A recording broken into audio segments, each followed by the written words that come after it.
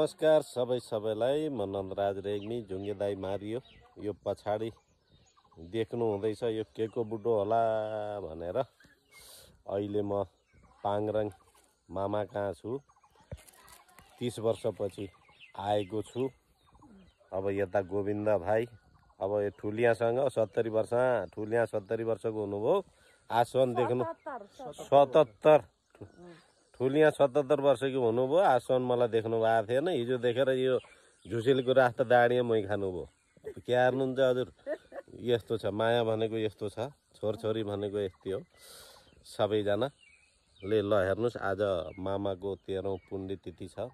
आज यहाँ आएका छौँ सबै सानी आमा ठुलिया सानी आमाका छोराहरू भाइ बहिनीहरू सबै भेट भइएको छ र हामीलाई यो खुवाउने मुख गुलियो बनाउने यो बुढो टाढा भए पनि ठुलियाले सानी आमाले डोका हालेर लगेर जानुहुन्थ्यो। भान्जा भान्जीले बहिनीहरूले खानुहुन्छ भनेर यो हो रुख कटरको बुढो।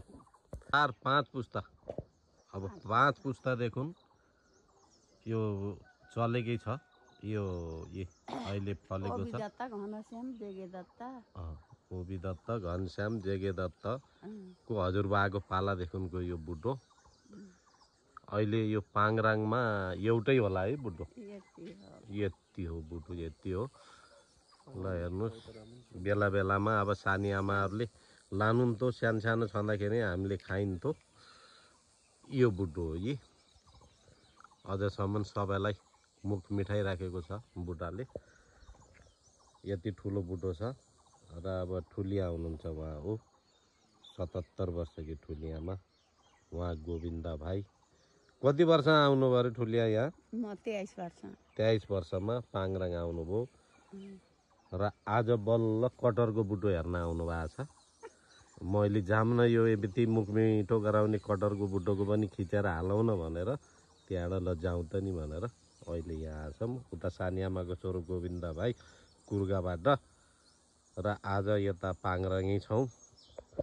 अब चितवन भोलि पर्सि निकै पर्सि चितवन रहन्छ। यही हो बुढो है। चिन्नु भएको छैन भने चिन्नुहोस् तपाईँहरूले कस्तो हुँदो रहेछ भन्नुहुन्छ भने यस्तो हुन्छ है। हस् त नमस्ते है। पात कस्ता हुँदो रहेछन् भनेर ठ्याक्क साना बर्का पात जस्तै साना बर्का पात भन्दा साना उस्ता उस्तै हुँदो रहेछन् चिल्ला। त हेर्नुहोस् यिनै त हो नि अलि ठुला अब यहाँ छन् के अरे माथि त्यहाँ भन्दा अलि माथि कतै हुनु।